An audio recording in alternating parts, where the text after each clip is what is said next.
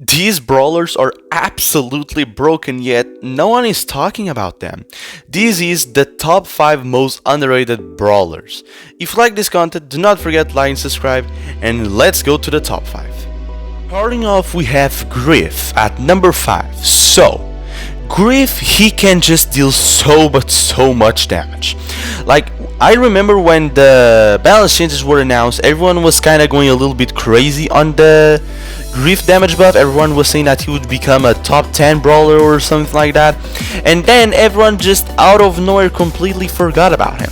Even though now a lot of the snipers like Angelo, Piper, Nani are the ones used to deal damage, Griff is still a really great tank counter, and at close range he can just obliterate anything if you hit the 9 coins. At medium range he's the one to go because the damage, it is just crazy. The super cycle, very good as well. And the piggy bank, it's always good if you want to open the map, but to me that's not really that important. But Griff, whew, you should definitely not underestimate this guy. Next on the list we have Grom, and even though now I'm talking a big difference on skill terms, if you are a very skilled player with Grom, you can completely destroy the enemy team.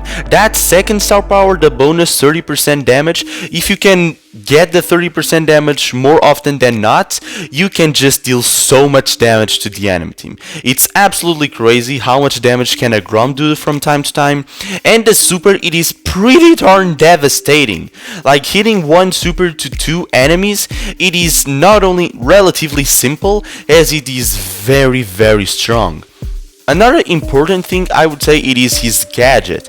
The gadget can be incredibly good, like just throwing out of nowhere 3 attacks in just 1 ammo, it is crazy strong. The other gadget can be decent as well sometimes, but personally I feel like the second gadget is just superior. And Grom overall, if you know how to play him, if you can get the second star power, 30% bonus damage, a lot of times he can be really strong. In third place we have Buster. Now Buster is another different case. I would say that Buster requires mostly kind of a more team play kind of scenario. Like you really need most of the times for your teammates to stay close to you, for you to either deal bonus damage with the first star power, which I do not recommend, or just to charge your super, which is also really good. And his super, when timed correctly, can absolutely change the rhythm of the game. Just imagine out of nowhere being able to deflect a Cordelia super or a Charlie super. Like sometimes deflecting a very important super or gadget can change completely the game. If you time well your supers, the benefits can be absolutely crazy. And on top of that, I feel like his second gadget, even after the nerfs, it is still such a strong gadget. The fact that it can just pull people towards you where you just deal absolutely tons of damage, it is really good. And then we also have the star powers. His second star power, I would say that can be kinda circumstantial, both of them actually, but I would most of the times recommend the second star power to kinda stop slows and stuns. Can be really helpful, again kinda circumstantial, but with Buster, as long as you play well with your team, Buster will always be a strong pick. In second place we have RT. He is so versatile, you can use him almost everywhere. But he has one major problem, which is the fact that his basic attack on the normal form, it's just so hard to land. It is just so thin, the attack, that more often than you're gonna just completely miss the attack by like 1 millimeter or something. It is very hard to hit consistently those shots. That's why I'm so happy that his second gadget even exists.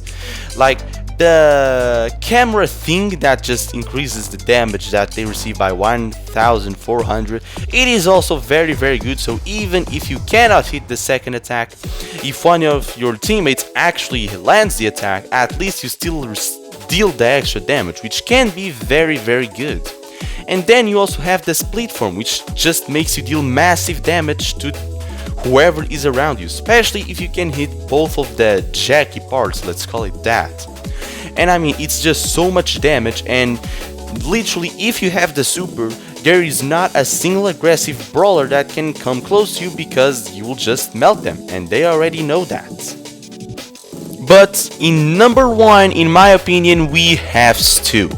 Stu, he can be so but so good when in the right hands. I mean, if you just keep dodging, if you can always cycle the super, if you can use your gadgets very well, I mean, it's just massive value.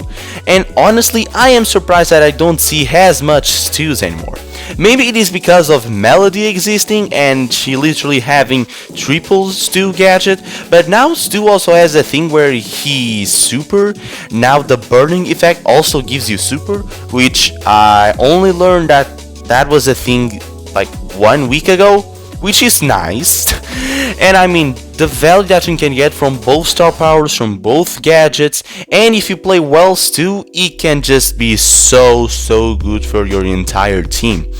Stu has a decent amount of HP for an assassin. He can dodge so many attacks. See, the burning can be really good. I mean, he's just such an overall very solid brawler. Even in survivability terms, not being the highest HP assassin because of how easy it is just to dodge or to heal if you use the second star power. It can just be so strong. And there you have it, the top brawlers that you should never ever underestimate. This is just my opinion, and what's yours? Write in the comments down below, trust me, I will read them, and I'll see you on the next video.